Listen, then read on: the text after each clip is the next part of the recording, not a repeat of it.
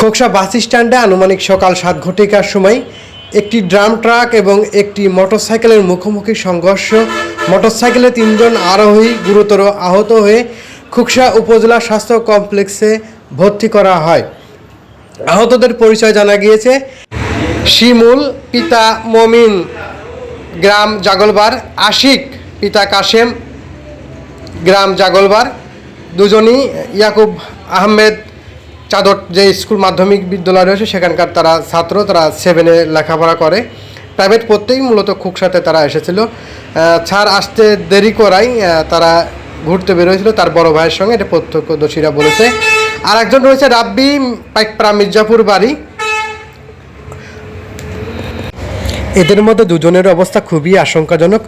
উন্নত চিকিৎসার জন্য কুষ্টিয়া সদর হসপিটালে পাঠানো হয়েছে। এখন আমরা স্থানীয়দের কিছু কথা চলুন শুনে আসি। আমার বাসা বিলদানি। বিলদানিতে যারা অ্যাক্সিডেন্ট হয়েছে ওরা কি করে?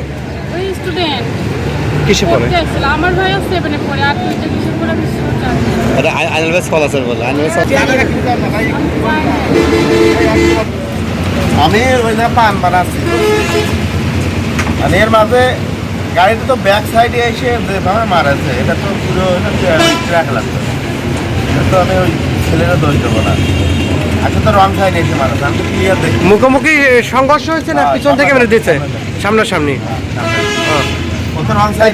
ট্রাকটা কি ছেলেরা তো এই সাইডেই ছিল। ট্রাকটা কি ঢাকার দিক থেকে আসলো না কুষ্টিয়া মুখের থেকে? কুষ্টিয়া থেকে। ঢাকামুখী আছে। আচ্ছা আচ্ছা, ঢাকা থেকে ঠিক আছে।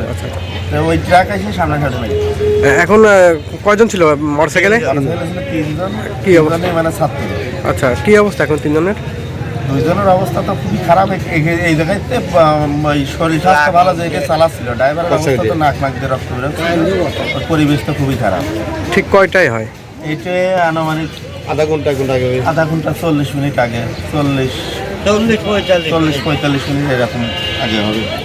ঠিক আছে। আমার দেখা অ্যাক্সিডেন্ট এরকম অ্যাক্সিডেন্ট আমরা দেখি নাই, দেখা অ্যাক্সিডেন্ট এরকম দেখি নাই। গাড়িটা মোটরসাইকেল সোজা, ওরা 3 জনে সেফ একা, আর এই গাড়িটা যাচ্ছিল এদিক। ও গাড়ি পাড়ে আর দুম করে ও সোজা না ধরে ও মারল আবার তারা হইয়া এই মোটরসাইকেল। আর কোনো গাড়ি নেই, কোনোই গাড়ি নেই। ওনাদের কি অবস্থা এখন? এখন কি অবস্থা আল্লাহ পাক জানে। আর গাড়ির দোষ কি এই গাড়ি আলাদা, মেন রোডের গাড়ি আলাদা। এ বিষয়ে কর্তব্যরত চিকিৎসক বলেন, এর মধ্যে রাব্বি নামে যে পেশেন্টটা ছিল ওনার অবস্থা খুবই আশঙ্কাজনক।